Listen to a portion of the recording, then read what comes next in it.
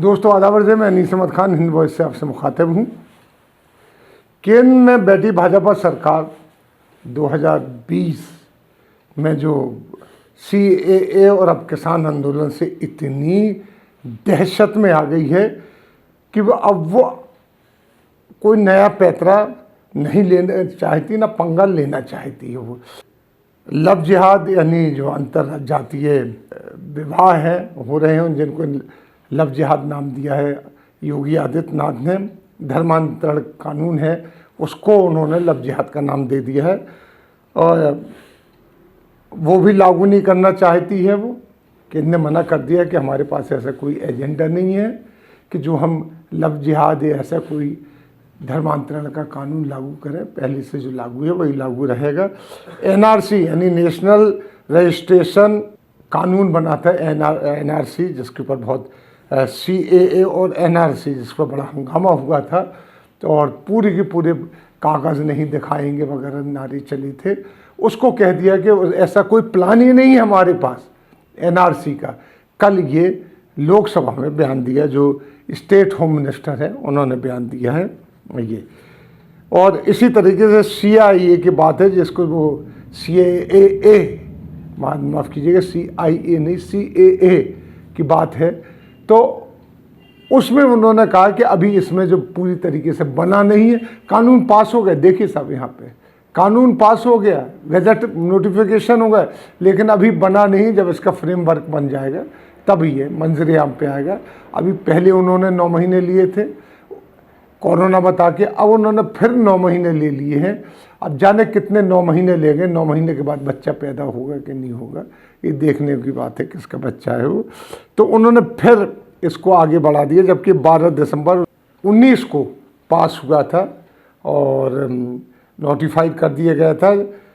अभी तक उसका फ्रेमवर्क अभी तक नहीं बना है। सारी बातें 2 फरवरी को 2021 की लोकसभा में, जो राज्यसभा के यानी लोकसभा राज्यसभा में प्रश्न उत्तर काल में डिप्टी होम मिनिस्टर ने जो है उन्होंने बताई। यानी सीधे शब्दों में कहें तो भाजपा के दावे, सैकड़ों जानों को जाने के बावजूद, करोड़ों का घाटा उठाने के बावजूद, करोड़ों की संपत्ति जलने के बावजूद भी वहीं तक पहुंचा के जहां तक कहते हैं पहुंची, वहीं पर जो खाक जहां का खमीर था।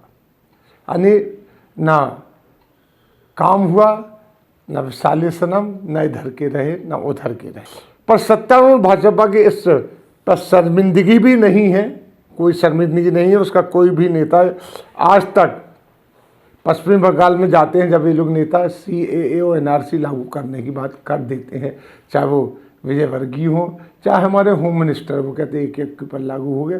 यहाँ तक कि JP नड्डा पिछले दिनों गए थे तो उन्होंने कहा था NRC भी लागू होगा, CAA भी लागू होगा, हम पीछे नहीं हटेंगे इससे। यहाँ तक कह के आए हैं। अभी चुनाव चल रहे हैं और यहाँ home minister, deputy home minister क्या कहते हैं। उन्हीं के होम मिनिस्टर का कहना ये है कि साहब चुन चुन करके निकालेंगे, CAA लागू होगा, NRC लागू होगा। राज्य जो गृह मंत्री नित्यानंद राय, उन्होंने बातें लोकसभा में 2 फरवरी 2021 को, यानी मैं जब अब जो चल रही है उसमें ये बात कही।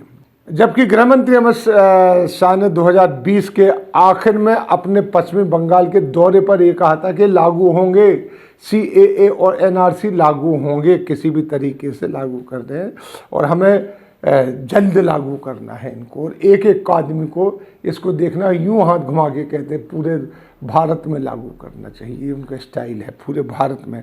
आज अगर आप उन भाषणों को सुने जिसमें आधुनिक चाणक्य कहे जाने वाले और धन बल, CBI, ED और जो इनकम टैक्स के डर से सत्ता पाने की कोशिश करने वाले अमित शाह 2019 से अब तक अपने भाषणों में CAA और NRC को चुन चुन कर दीमक कहना और चुन चुन कर निकालने की हर भाषण में दोहराते रहे हैं वो।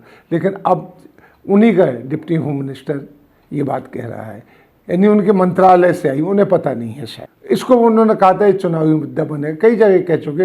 असम में भी चुनावी मुद्दा बनाया, अभी असम गए थे वहाँ भी कहा था, बंगाल में भी तो कहते ही रहते, क्योंकि ममता बनर्जी ने CAA और NRC को रिजेक्ट कर रखा है। धर्म परिवर्तन पर जो लव जिहाद का नाम ले देकर पूरे देश में भाजपा सरकारें एक मुसलमानों को, कई मुसलमानों को, सैकड़ों मुसलमानों को जेल में डाल दिया उन्होंने। सिर्फ उनके नज़र में मुसलमान ही लव जिहाद कर रहा है, हिंदू कोई लव जिहाद नहीं कर रहा है, ना क्रिश्चियन कर रहा है, ना बुद्ध कर रहा है, ना जैन कर रहा है, कोई नहीं कर रहा है, सिर्फ मुसलमान ही के लड़के लव जिहाद पर लगी हुई है, ये कह रहे हैं। यह CAA का भी है, यह उसमें सैकड़ों मुसलमान नौजवान जेल में डाल दिए गए जो एजिटेशन में थे दिल्ली के अंदर।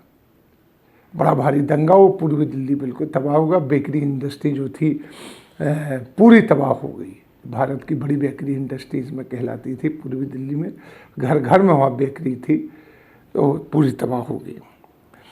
चलते चलते एक बात पूछना चाहता हूँ कि जब ये सरकार अपने फैसलों पर टिक नहीं सकती तो ऐसे बेसिर पैर के कानून बनाती क्यों है? एक सवाल है आपसे। ये गृह मंत्री के जो जवाब आए हैं गृह मंत्रालय के, उसके बाद पूछ रहे हैं जब ऐसे बनाती नहीं तो कई और कानून हम बताएंगे जो इन्होंने बनाए हैं जो आज तक इम्प्लीमेंट ही नहीं हुए हैं। क्यों नहीं हुए हैं, कैसे नहीं हुए हैं, ये बड़ी अलग बात है। इनमें तो लाखों करोड़ों अरबों रुपए का नुकसान हुआ था इन सारी एजिटेशन में। असम में तो अब तक चल रहा है NRC का मामला, CAA का मामला। इस सवाल के साथ हम आपको छोड़े जा रहे हैं। अगले अंक में फिर मुलाकात होगी, तब तक के लिए दीजिए इजाज़त।